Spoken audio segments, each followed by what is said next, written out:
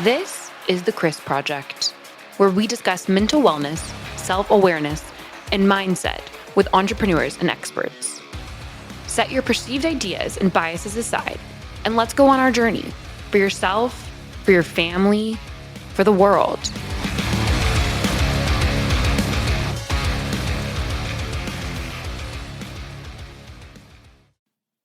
Welcome to another episode of the Chris Project. I am your host, Christian Brim. Joining me today, Albert, give me your last name again. Sure. Bramante. Bramante. Sorry, apologies. Welcome to the show, Albert. Yeah, thanks so much for having me, Chris. I'm really happy to be here.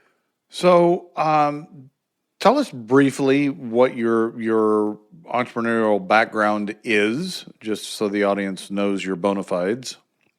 Sure. So I've been a talent agent and college professor for the past 22 years, and I represent actors in the New York area, New York City metropolitan area, for film, TV, theater, commercial, and print projects. I've been doing this, for a while. I have clients who booked like Law and Order. I have clients that were on Broadway, off Broadway. So, and so my job pretty much is like helping, advocate for artists, work for them, support them as best as I possibly could. How'd you get into that business? So I was always interested sort of in the performing arts, not like almost in an ancillary way. So when I was in high school, I was in a drama club for a good number of years.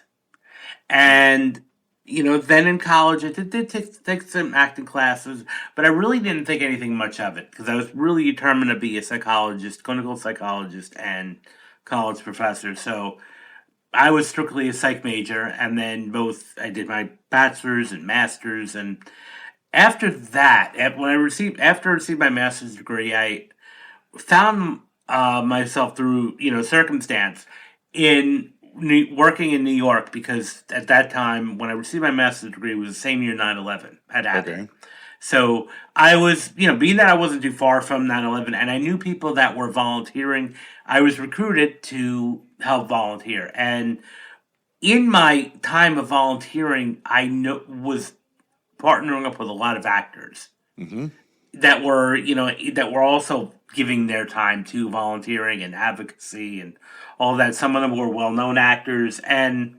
so I found myself coming back to my days and decided I would give acting a try. Being that I was in New York, which is one of the acting headquarters. So I decided to do it, and I enjoyed it, but it wasn't really for me. But what I did enjoy was the actors. The working alongside of the actors is what really brought me true joy. So, okay, back up a second. Psychology major, master's in psychology. Why did you not pursue that? Well, I sort of did, but at that time, and full time, what I was doing during those 2 years between 2 or 3 years before my master's and doctorate, I was working for the American Red Cross. I worked for the Mental Health Association of New York City, and they were full-time positions, but I also enjoyed acting. And then 2003, I was laid off from it was a grant-funded position. I was, the grant was not renewed, and so I then just, was hired to be an adjunct professor at the time at a community college in my area in psychology. And so at that time, I was still, acting a little bit. I have more time now because I was an adjunct. But I realized how much I liked working with actors. So, and I still like psychology. So I launched my first company in 2004, my first talent agency. And I was teaching part-time. And then I decided to, add more to the plate, because I wasn't sure what direction I wanted to go to. I was still in my 20s, and so I said, I made the decision to go back to school. Okay. And I'm going to go back to school for my PhD. Because that's what I've always wanted to do. I've always wanted a PhD. And, I'm halfway there. I wasn't sure what was going to happen yet. if my agency was going to take off or not. So I said, you know what, I'm going to go back for my PhD, and that's what I did. Now, during that time, when it came time to do my capstone research project, what I decided to do was to combine both of my roles together, which was the idea of bringing both worlds together. So my dissertation, because one problem I was kept noticing as a talent agent was there were plenty of actors that were self-sabotaging. Interesting. Okay. And so I was like, I really want to know what is happening here. Why are people, why are actors self-sabotaging? And so I decided, you know what, I'm going to do, I'll do my dissertation on that. And what did what did your research find? Sure. What I really found, what was interesting, what I found was that fear was definitely a factor. Fear of success. It also had a lot to do with personal habits that I found, because one of the variables, or I could say one of the theories that I tested my dissertation with, was a well-known model in the 80s in personality theory called the Big Five, which are 5 essential traits: openness, conscientiousness, extroversion, agreeableness, and neuroticism. Okay. And those were important traits. Now, beyond that, because human beings we all score a range on these Big Five, and what I found was that actors that scored high in neuroticism, which is referred to as, are you prone to anxiety? Are you prone to stress? And then low in conscientiousness, discipline. So if you combine those two factors, it's almost a perfect storm for self-sabotage. Interesting. And so that was one of my biggest findings, I would say, throughout the entire thing, was just the combination of the 1-2 punch of high neuroticism, low conscientiousness. And then also there was a moderate fear of success. So it was more about the other two traits than it was the fear. Yeah, I mean, fear definitely popped up, but it was definitely more that was probably, I think, a little bit of my surprising finding, because I thought fear would be stronger, but it wasn't. Well, as you say that doesn't completely surprise me, because I think fear is a normal response to, and everybody experiences it. It is more, how do you deal with or react to fear? And if you have certain characteristics of your personality, you might deal with fear more productively. Right. Well, and that's definitely a part of it too. The one thing that I addressed, which I think a lot of people weren't too familiar with, was the fear of success. Not fear of fear of failure is definitely up there, but fear of success is something that's not often talked about or acknowledged. Yeah. Consciously, at least. And what does that manifest itself as? What symptoms do you have if you have fear of success? Well, that could be, again, self-sabotage, protecting, because self-sabotage is a protective mechanism. Yes. So, perhaps maybe what could happen here is, the way it would look like would be this: is an audition, maybe, instead of going on the audition or interview, for non-actors, interview, meeting, would be to find reasons not to go. Yes. I'm too tired. It's not worth my time. This is all consciously. Yes. But oftentimes what's happening here is you're afraid of the outcome. So what happens because my life is going to change? That is interesting. So would it be appropriate to say that it's not necessarily the fear of success as it is the fear of change? Right. It definitely is definitely the fear of change. But it's the change that's going to be a result of that success.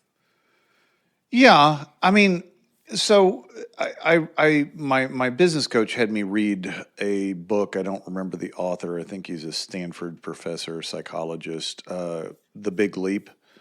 Okay. And in that book, he talks about he defines it as an upper limit problem, where you get to the point where the outcome is unpredictable, and that's where he said your brain starts self sabotaging, even to the point where it will develop into physical characteristics, where your brain will shut your body down to keep you from going into that unknown. Is that what you're talking about, essentially? Yes. Yeah. It's the unknown. That's absolutely a big part of it. And what is known is comfort. So it's like staying in your comfort zone. Unfortunately, we can't really advance as a society or as human beings if all we're doing is staying in our comfort zone.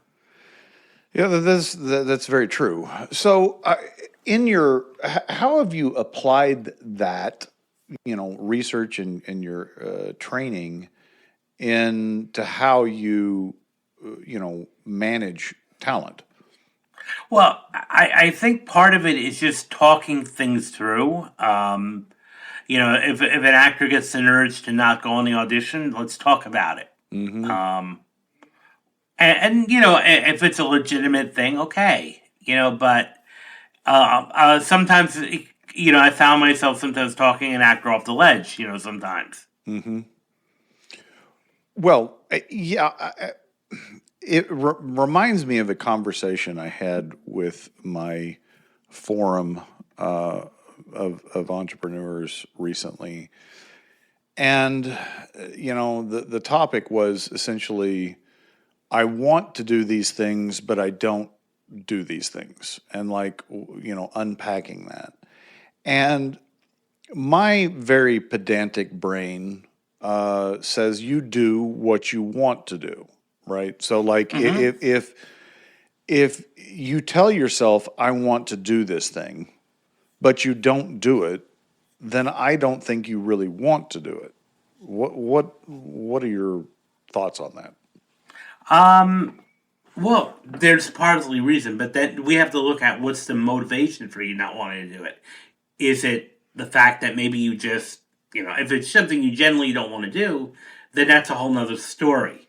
But why do you not want to do it because of fear? Because your brain will consciously will talk you out of anything that's scare you.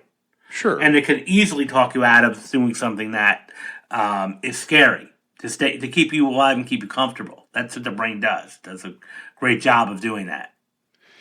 And so how do you coach somebody through that? Like, okay, acknowledging I have this fear. I want this, but then I also have this fear. How do you overcome that practically? Well, we role play okay, what could be the possible fear? It could be life could change relationships. It could also have to do with worthiness. Do you feel worthy of success? Do you feel worthy of money? Because that's a big factor too. That I didn't really discover this too much in my dissertation, but just overall research later was how money views play a huge role into this too. What's your relationship with money, and how do you view money? Because sometimes we are ingrained by society sometimes to view money as evil. There's that misguided belief, but it is still prevalent that money is the root of all evil, and that's not really. That's not what Jesus said. No, it was not at all. It got attributed to that for some reason. It got paraphrased into that, but it was the love of money. Yeah, that money is neutral. So that's the whole thing. And so that may be examination. Let's talk about your view of money. What is your or either that or we got messages from our parents and family or society that, having too much money makes people corrupt or greedy or evil. So we have to address that, and that, again, money doesn't do that. No, It I think money, and this is observation of myself and others, but I think money just reveals what's already true, there. Yeah. the true character. Absolutely, Yeah. 100% agree. And it removes some of the barriers, right? So like if you have some tendencies that are negative and you become wealthy and powerful, then some of those guardrails come off. And like you can get away with stuff that you couldn't get away with before. And so those bad characteristics surface. But I find it interesting because I agree with you. There are a lot of people that have that thought that money is bad and people with money are bad. But I think that's kind of a convenient excuse, right? Like, so, if you have the insight that you are who you are, money just amplifies it potentially, then it's really not the money that's the problem. It's you that's the problem. Yeah, well, it's the relationship to money. It's not money. It's money is neutral. Like Right. money doesn't mean it's just it's a thing. So but that's exactly right. It's your relationship to it. It's you that we have to talk and address your relationship to it, your view of that, your view of abundance, and then that ties into your identity. You believe you're worthy. Yes. I guess that's another conversation too. Well, Do you, yeah, and I find it fascinating that a lot of entrepreneurs, myself included, seek worthiness through the business. It's like the opposite effect, right? So it's still that, am I worthy? Some people use it as an excuse to not have success, while others use it as a substitute. yeah. No, absolutely. I mean, and some people are really consumed by it, the other end too. But I think a lot of times, another thing, at least in my community, my audience with actors, there's somehow the myth or you could say romanticizing of the starving artist. Yes. That persona, that archetype, that, starving a struggling artist. And that I think also impacts the subconscious thinking, okay, in order to be a true artist, I really Can't make money. I can't make money. And that's a limiting belief, and that's going to hold you back. That's definitely going to add to the fear. That's going to add to the even holding you back if you truly are engaged in that. Yeah, and I think that it's easier to, and this has definitely been my experience, it's easier to look at something external to yourself and say that's the problem, rather than looking at yourself to see what the problem potentially is. And in other words, like, well, money's the problem. No, the money's not the problem. You're the problem. Well, it's easier to blame money than it is to. Well, yeah, you're not looking at the fundamental fact, the common denominator here is yourself, and and that's I think a lot of times we don't. That's the last place we look. Most of the time is really Yeah. internally. Yeah. Just like it's the same thing goes when some people are in relationship problems and they'll blame their partner and say Yes. it's all this person or my parents or because this happened to me, and no, it's me, and that's where sometimes it takes like, no, I'm the bottleneck in my life and business sometimes. Well, I wouldn't say sometimes. I'd say virtually all the time. Like, I mean, yeah, there are external factors, right? But largely you can't control them. So what difference does it make? It's what can you control, and what you can control is yourself. But that, like you said, is the last place I looked. It's the last place a lot of people looked, because that's a challenge. And I know lots of people that just get stuck in patterns of behavior, like you said, they'll blame everybody else, but it's like the common denominator in all of these relationships, all of these situations, is you. Like, and I'm not like saying you're a bad person, but like at least self-reflect of like, okay, what am I doing? What am I contributing to this situation that keeps recurring in my life? And that's where it takes an honest look at is how am I contributing to my problem, or how am I? And most of the time, it's I would say a good part, if not all, of it. Unfortunately, or Yeah. fortunately, I mean, Well, it's something you can I control. mean, yes, it's. I would say it's both, but the unfortunate thing is sometimes it's hard pill to swallow. But at the same time, the fortunate part of it, it's so liberating once you Yeah. fully embrace that. It's like there's nothing to be ashamed about. I'm free. I can change. I can do whatever I want once I know this, and once Yes. I can hold myself accountable to that. Yes, and I think the thing that I've seen that's prevalent is the need for others, whether that Mm-hmm. is a therapist or a coach or a community or all three, that can lovingly speak to your blind spots, lovingly speak to those patterns, right? This is what I see, Albert. I don't know if you see it, but this is what I see.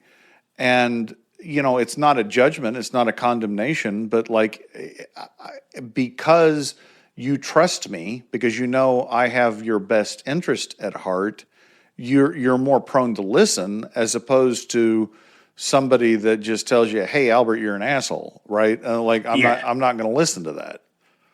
Of course, because that's an insult. That's not a constructive criticism, Right. and that's more of a projection on your end Right. than me. And that's because usually if somebody ever said that, I would turn around and say, "Well, that's your opinion. Sorry, feel that way. I'm not. That doesn't give me anything. But if you tell me this is what you don't like that I'm doing, or this is what's holding me back, then that's a more effective for conversation and helpful. And Yeah, but you have to be ready to receive it. I know from my own experience, like I've mhm. been told things that were very profound, but I did not take them to heart until I was ready to hear them. Like it, Oh, absolutely. And we don't, I mean, naturally when we hear someone say, I got some feedback, or we automatically, it's like our defenses go get up. And defensive. Yeah. yeah, but this, but that, and what I've always found is, I would say almost all the time that this happened to me, there's been some helpful lean into that. Hmm. We're like, okay, I may not have agreed with you at the moment, but I'm like, you know, they're not wrong. Well, It's yeah, like, because I respect you, because I care for you, because you're important to me. I'll hear it, but it may not land yet. But mhm. if it's just some guy off the street or somebody you have an interaction with, you don't have a relationship, you're going to dismiss it. Of course, and discard it in a sense. Yeah, I think one of the most powerful tools, and I don't. I think I may have got to pick this up in marriage counseling. One of the most powerful tools, and I'm very bad at using it, but it is highly effective, is when you have a situation where you're upset, is to be able to communicate it in terms of when you do this, I feel this. So it's not a condemnation of the action. It's not, I want you to change this behavior. I'm just telling you how I feel. And that requires you to be honest about it, like saying, look, I really am not trying to change you. I'm not trying to criticize you. I'm just telling you how I feel. Right. And when you do that sincerely, it's very effective because, the other person doesn't feel like you're attacking them and doesn't feel like you're trying to get them to do something different or criticize them. Right. But it's hard. Absolutely. It's hard in And the they can moment. see it from a perspective that, at that point, it's like you're framing it as I'm helpful. And that's more going to be at least more likely to land. Maybe not like that the exact moment, but Yes. some point later on, maybe, a week or, more than that. But the important thing is to be constructive and helpful. Because even as a college professor, like when I have evaluation, when I instruct my students around evaluation, they're like, first I said, number one, be honest. But if there's something you're not happy with, explain it, Yes. in the evaluation, because that'll be helpful for me or any other of your other professors for the future. What can we do in the future? If you tell me you didn't like the class, I think I'd like to know why. Now maybe it's just something that by chance you just didn't like it. Fine, that's gonna, my cup of tea. I'm not everyone's cup of tea. I've learned, to accept that. But however, if there's something I can do in the future, that's gonna be very helpful. That I know, because if I get, consistently, regardless of people saying, if I get consistent, constructive remarks, then I know, okay, maybe this is something I need to think about, for the Yeah. future. Yeah. Look for the pattern. I'm really been working on that personally. Is what are the patterns of my behavior, and that oftentimes we're blind to. We don't see our own patterns. The analogy I was given a long time ago. It's hard to read the label when you're inside the bottle. I think fundamentally never understand how your other people perceive you, right? Right. You don't know what they see. Even your most intimate long-term relationships, what they see about you is different than what you perceive about yourself. It's just a matter of perspective. And if you have somebody that cares about you, that is willing to share that perspective, that can be enormously helpful. Exactly. But if you're not interested, I guess that's the kind of the point, is to understand that your perspective is limited. Yes. Yeah. Absolutely. And that's why it's really important for everyone to work with, a coach or somebody, that can see, that's neutral. Yeah. Yes. And I think it's very important to, if you don't like your situation, whatever it is, it could be a relationship, it could be the business, it could be your job, whatever. What is why this is where I started. Why do I feel the way that I do? Like, just really really sitting with the feeling, because you said comfort. There's Yeah. there's this tendency for us to avoid feelings that we don't like. So if we're sad, if we're angry, if we're fearful, like, we don't want to stay there, so we just do something to move past it, distract us, whatever. But if we'll take the time to sit with the feeling, that negative feeling that we don't like, and try to understand it. Like, okay, what is making me feel this way? Why am I anxious? Why am I angry? Why, that's where I started. Like, because that was, to me, foundational to understanding myself. Like, what? Okay, why am I feeling this way?